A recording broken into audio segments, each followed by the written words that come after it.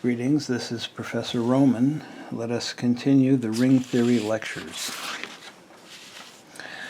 It is time now that we took a closer look at ring homomorphisms. As we've seen, the structure-preserving functions between two rings are referred to as homomorphisms or sometimes ring maps. In this chapter, we're going to take a closer look at ring maps, beginning with the definition, which is just a repeat of the earlier definition, so we don't need to really spend any time on it. Ring maps are functions that preserve addition, multiplication, and the identity. And there's a whole slew of special types of ring maps that have these names here. I won't go over it again since we've already talked about that. It is possible to take the direct product or product of ring maps. Suppose that S1 through Sn and T1 through Tn are rings, and that for each integer k between 1 and n, there is a ring map sigma sub k, sending Sk to Tk. Then the product of these maps is denoted this way, and it sends the direct product of S1 through Sn to the direct product of T1 through Tn, and it works component-wise. So sigma applied to S1 through Sn is sigma 1 applied to S1 through sigma n applied to Sn. And I'm going to leave it for you to check that this map is indeed a ring homomorphism.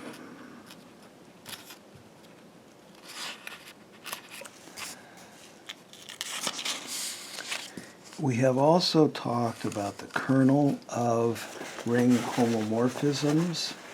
Excuse me while I... Okay. And this is the definition. The kernel of a ring homomorphism from R to S is the set of all elements in the domain that are sent by sigma to 0. Not only is the kernel of a ring map an ideal, but every ideal is the kernel of a ring map. It works the same way for groups. In particular, if I is an ideal of R, we can define the all-important map pi from R to the quotient R mod I that sends A to the coset represented by A. This is easily seen to be an epimorphism, and it's called the natural map or the natural projection or the canonical projection. Canonical means standard modulo I. Here is the official definition and statement that this is a surjective ring homomorphism. Linear algebra and group theory are not the only settings for the isomorphism theorems.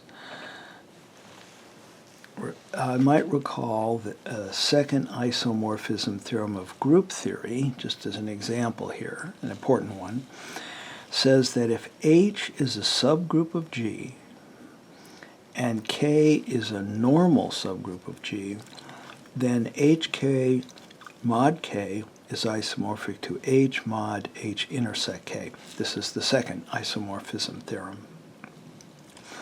And I bring it up because for rings, the role of a subgroup is played by a subring, but the role of a normal subgroup is played by an ideal. And ideals and subrings are not the same thing. So before we can state the three isomorphism theorems, we need to define the sum of a subring and an ideal. It may seem kind of strange. They are, however, both additive groups, and so it is the additive structure that is really important in this definition. S is a subring, I is an ideal, S plus I is the set of all ring elements little s plus little I. Little s comes from the subring, little I comes from the ideal. There's no multiplication going on here. So the fact that one's a subring and the other's an ideal is really pretty irrelevant. The sum is a subring of R, but it is not in general an ideal.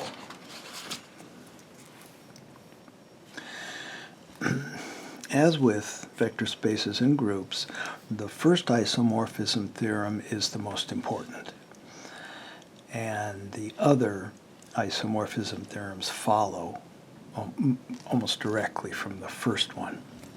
So here are the isomorphism theorems for a ring R.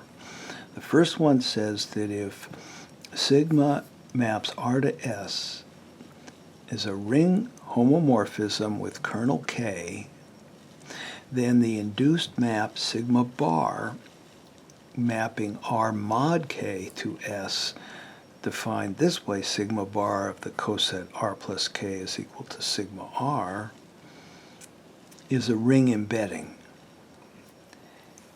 And so if we restrict the codomain to the image of sigma, we get an isomorphism. R mod the kernel of sigma is isomorphic to the image of sigma.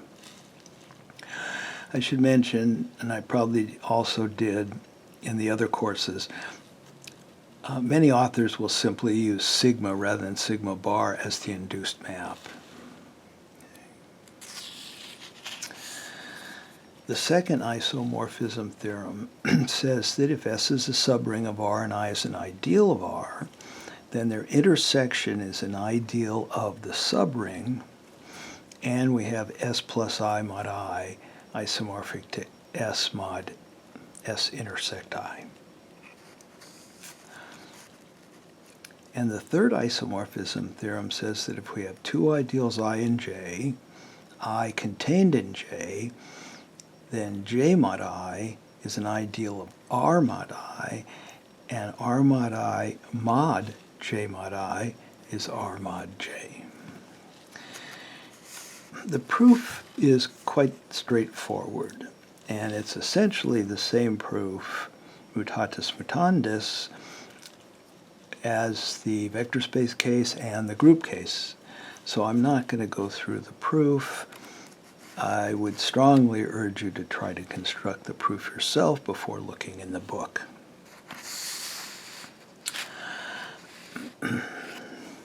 Like both linear algebra and group theory, ring theory with identity has a correspondence theorem. Actually, so does ring theory without the requirement of an identity, but that's not what we're studying right now. We're studying rings with identity. And the reason I bring this up explicitly is that the rings that we are studying have the property that subrings and ideals are different, and so in our ring theory there are two correspondence theorems, one for subrings and one for ideals. So, suppose that R is a ring and I is an ideal of R, and here's the natural projection map. Now, as shown in this figure, we can use the correspondence theorem of group theory. So we treat the ring as an additive group and the ideal as a normal subgroup. We can use that correspondence theorem from group theory to show that the natural map induces two order isomorphisms, one for subrings and one for ideals. They look the same, but they're different species here. Okay. In particular, there is an order isomorphism between the family sub R semicolon I of all subrings of R that contain I, and the family sub R mod I of all subrings of the quotient ring. And analogously, there's an order isomorphism between the family ideals R semicolon I of all ideals of R that contain I, and the family of ideals of the quotient ring R mod I. So to get these two order isomorphisms, we'll start with the order isomorphism of group theory. The natural map, R is a ring, I is an ideal, but we think of R simply as an abelian group and I as a normal subgroup, then the natural map induces an order isomorphism from the subgroups of R containing I to the subgroups of R mod I. But subrings and ideals are additive subgroups. So we can restrict the domain of this order isomorphism to either the family of subrings of R containing I or the family of ideals of R containing I, and we will get two order embeddings.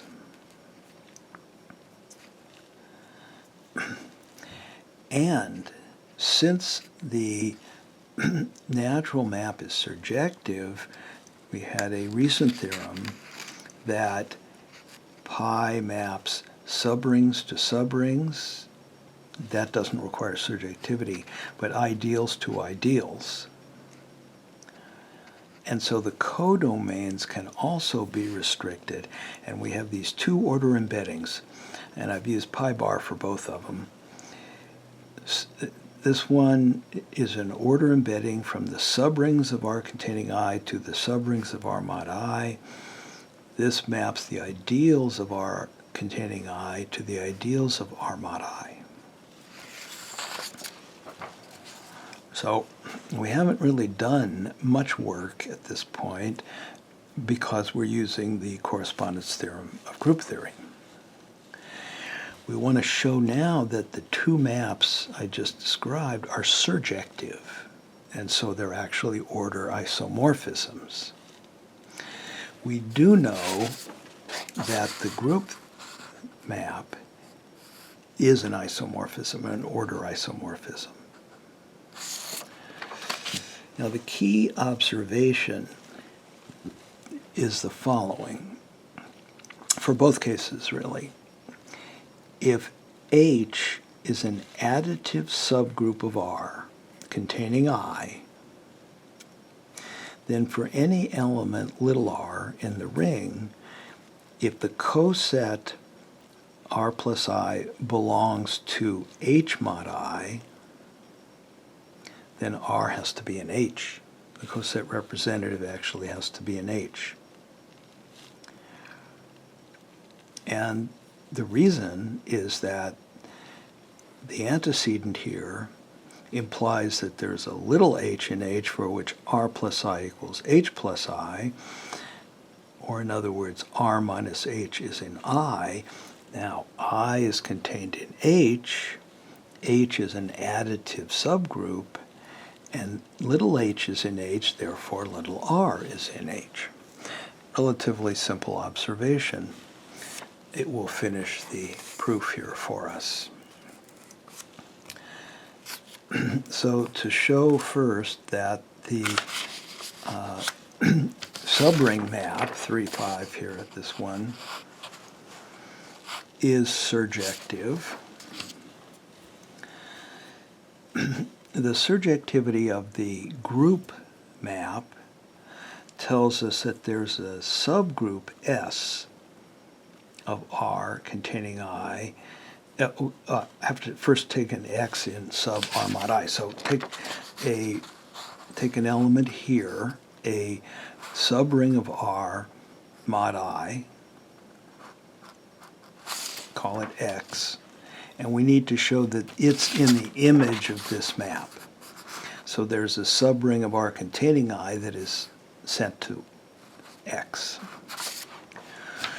So we know from the surjectivity of the group map that there is a subgroup of R containing I that is sent to X, a subgroup of R mod I. Call it S. So S mod I is X. But what we need to show, what's missing, is we need to show the subgroup S is actually a subring. So that, say we've taken our X here, our subring of R mod I, thought of it as a subgroup of R mod I, brought it back, because this is an isomorphism, to a subgroup S of R containing I, but we need to show that S belongs here, that it's actually a ring, subring. So we need to show it's closed under multiplication and contains the identity.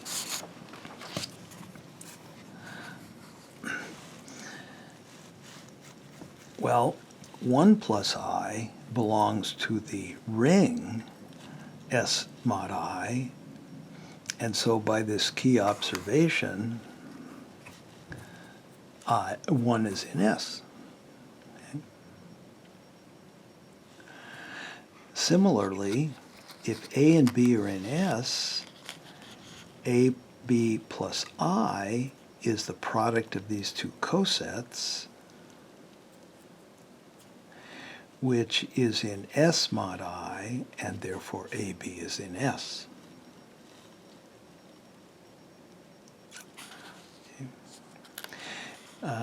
Don't be confused here. I've said AB are in the subgroup S, and yet I'm taking products of these cosets. That's okay, because the cosets belong to S mod I, or X, which is a ring. Okay? So S is in fact a subring of R containing I, and it is sent by pi bar to X. So this map is in fact surjective, and we have an order isomorphism. This is something that's well worth reviewing until it is clear how we are able to leverage the group theory correspondence theorem here to get the ring theory correspondence for subrings.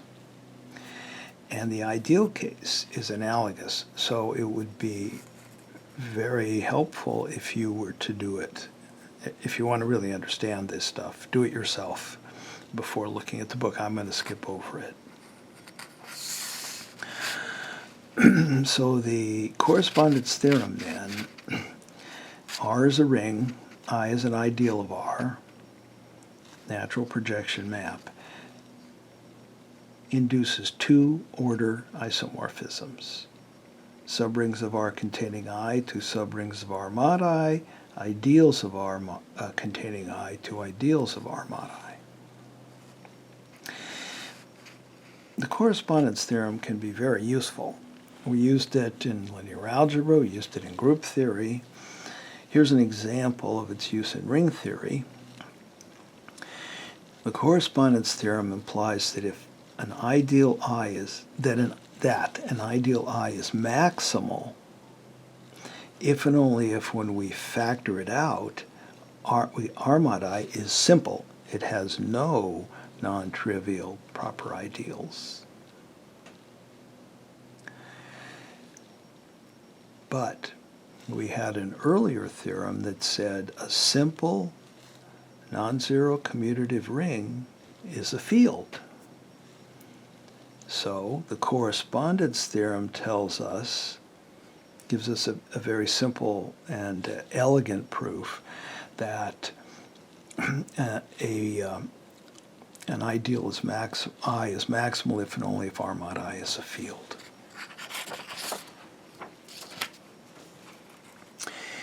Let us now talk about the famous Chinese remainder theorem, which is actually a theorem of ring theory.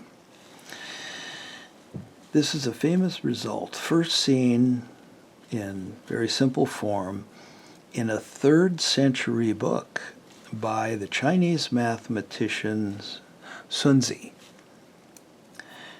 He didn't call it the Chinese remainder theorem, but we do. Sunzi's problem can be stated as follows.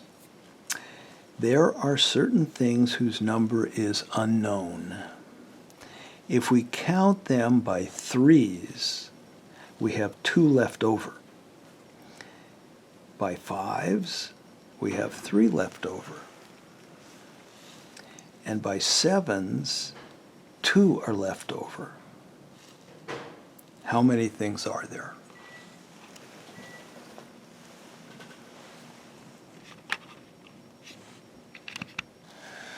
Well, we can rephrase this problem in more modern terms as follows. Suppose that the unknown number is x.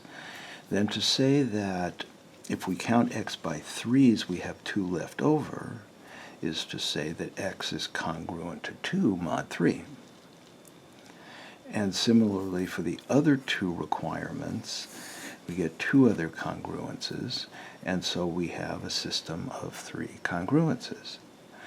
So Sunzi wants to solve this problem of finding a solution to the system, which, by the way, is not unique, as we will see, but is unique modulo the product 3 times 5 times 7. Note also that those moduli are relatively prime, pairwise relatively prime. I wonder if Sunzi realized that. So, Sunzi's problem was subsequently generalized and solved by this gentleman whose name I'm not going to try to pronounce in 1247. And the modern version is, of course, if the positive integers m1 through mn are relatively prime, pairwise relatively prime, then for any integers a1 through an, there's a unique solution modulo this product. It's the product of the moduli to this system of congruences. And this can be generalized to the setting of arbitrary rings. It is the Chinese remainder theorem for rings. So let R be a ring, and let I1 through In be ideals of R. Then the map phi from R to the direct product of the quotient rings, defined this way, phi of R is R plus I1 through R plus In, so we use R as coset representative for the ideals. This is a ring map, and its kernel is the intersection of the ideals. Also, if the ideals are pairwise coprime, then phi is surjective, and so the induced map is in fact an isomorphism. And I'll, okay, so I'm going to leave proof of the first part as an exercise as to the second part concerning the situation when the ideals are pairwise coprime. To show that phi is surjective, we only need to show that for all indices k, this ordered n-tuple is in the image of phi. This is, the elements of this are the ideals, except in the kth position where it's 1 plus ik. And I'll leave it to you to sort out why this is sufficient. If these are in the image where 1 could be in any of the positions here, then the map phi is surjective. Okay. So to show this, what we need to do is, for given k, find an xk in R for which xk belongs to this ideal, 1 plus ik, as well as all the other ideals, ij, for j different from k. Another way to write this is 1 minus xk is in ik, and xk itself belongs to the intersection of all the other ideals besides ik, which I'm going to denote, as I like to do, capital I sub not k. This is the logical not symbol. So we need to find an element xk that satisfies these conditions. Well, if there is such an element, then we could write 1 as 1 minus xk plus xk, and 1 minus xk would be in ik, and xk is in I not k.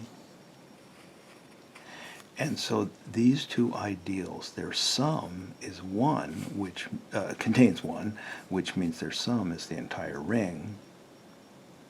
Okay. Conversely, if this holds, then there exist elements y in ik and xk in I not k, whose sum is 1. And so 1 minus xk, which is y, is in ik, and these two conditions hold. So this set of conditions is equivalent to this, and therefore phi is surjective if and only if this holds. But we had a theorem. If you remember, I said at the time that we were going to need this theorem later. Well, now is later. This this is equivalent to saying that the ideals are pairwise coprime, which is what we are assuming, and therefore phi is surjective. To relate this result for rings to the classical remainder theorem, which is for integers, all we have to do is note that if m is a positive integer, then for any integers x and y, x is congruent to y mod the ideal generated by m, if and only if x minus y belongs to that ideal, or in other words, is divisible by m, which is the same thing as saying x is congruent to y mod the integer m. So principal ideal m, integer m doesn't matter. Same thing. So the Chinese remainder theorem for rings, when applied to the principal ideals in the ring of integers, and using this fact, gives us this. Let m1 through mn be pairwise relatively prime positive integers and take their product. Then for any integers a1 through an, there's a unique solution x in Zm.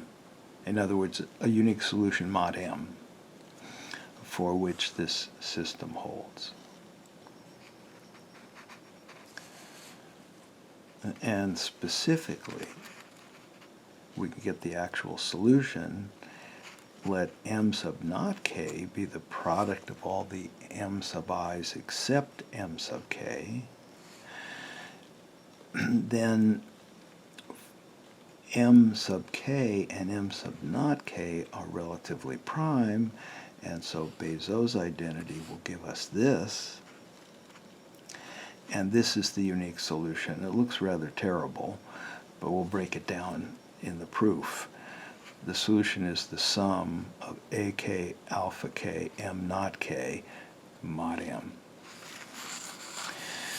So, as to proof, we have these pairwise relatively prime integers. The principal ideals generated by these integers are pairwise coprime. So the Chinese remainder theorem implies, this is the one for rings, implies that this map is in fact, which is defined here. You use R as the coset representative for the ideals. This map is surjective. Therefore, there is an integer x for which x, so this is the image here, phi of x is equal to this ordered n-tuple.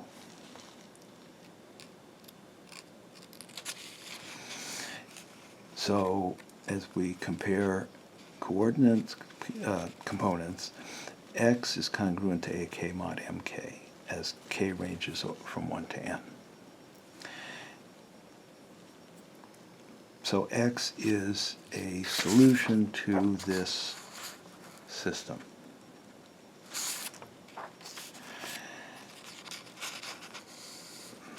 As far as uniqueness is concerned, if y in Zm is also a solution to the system, so this holds for all k from 1 to n, then mk will divide the difference. Mk divides x minus ak, it divides y minus ak, therefore it divides x minus y. And so, because the mk's are pairwise relatively prime, m divides x minus y. In other words, x is equal to y in Zm. So we have uniqueness in Zm, or uniqueness mod m. As to the explicit solution, we've already commented that Bezos' identity tells us that the integers alpha k and beta k here do exist. So this equation does exist.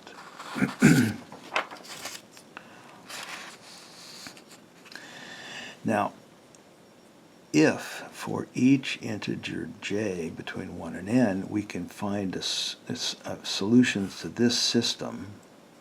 So here we have a 1 in the jth equation and zeros everywhere else.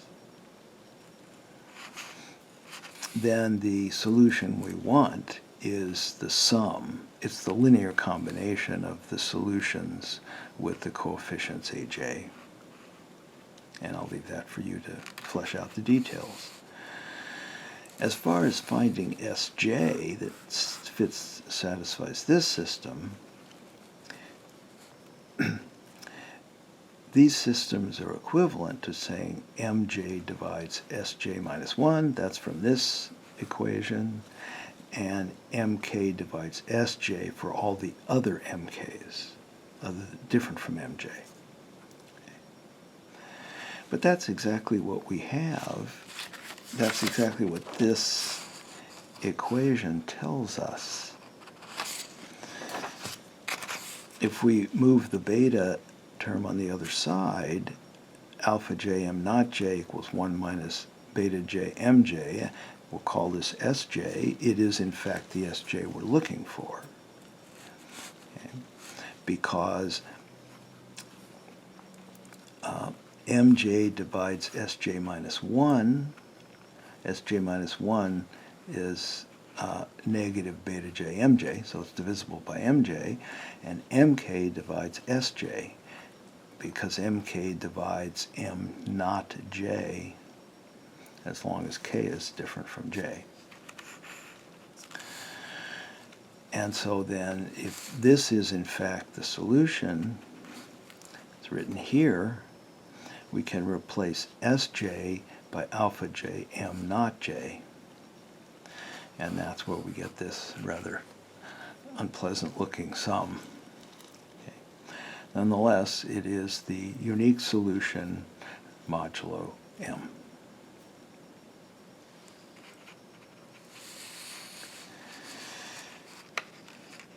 The Chinese remainder theorem, since it applies to rings in general, applies to the polynomial ring, f square bracket x, where f is a field. And this has some important consequences. So here is the Chinese remainder theorem for polynomials. Let m1 of x through mn of x be pairwise relatively prime polynomials over a field f. Let q1 of x through qn of x be polynomials. Then this system has a unique solution modulo the product of the mi of x's. Now, there's a special case of this that's particularly important. It addresses the following question. Given field elements B1 through Bn and distinct field elements A1 through An, is there a polynomial p of x for which p of ak equals bk for all k? Can we fit a polynomial to this data? And if so, what can we say about uniqueness? And I'll leave for you to ponder why I said the AKs should be distinct, and what happens if they're not, and what do you do about it?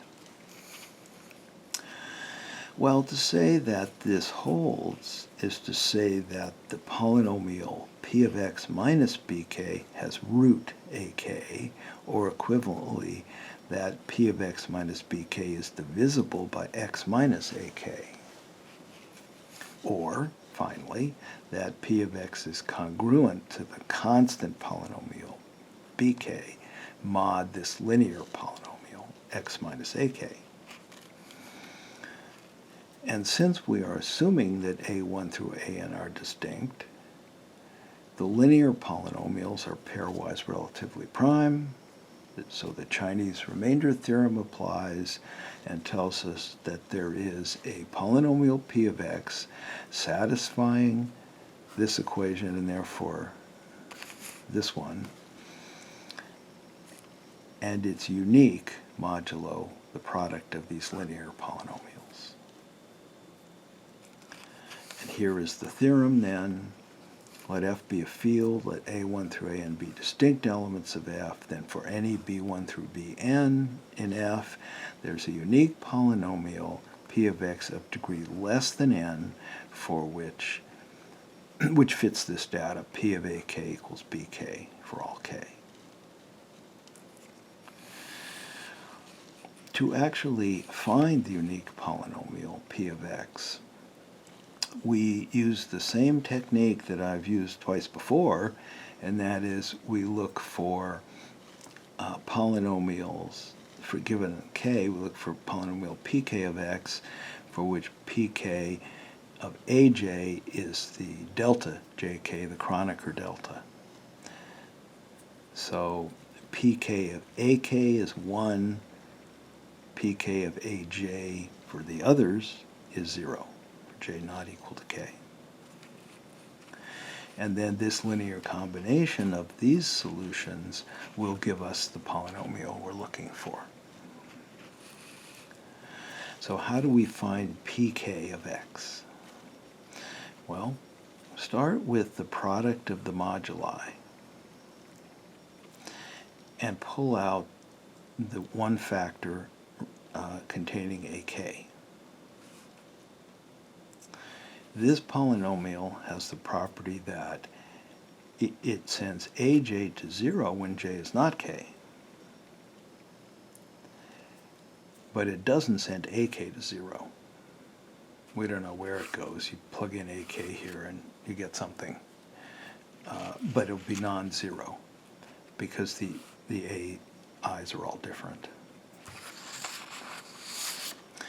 So all we have to do is normalize. Pk of x is r not k of x over r not k of ak. Now this will send ak to 1, and we get the desired, the solution in this case. We get pk of x. And then we take the linear combination, and we get our p of x. This formula, usually written out, you put the products here, the products of the linear polynomials with the one factor missing. You write out the product in the bottom, also in the denominator.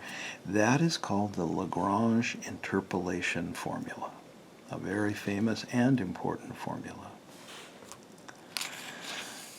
Here is an example of how it works, and I think what you should do is just try to do this yourself. find a polynomial p of x that sends 1 to 2, 2 to 5, and 3 to 4 before you read this. I won't go over it. Okay. That concludes this chapter.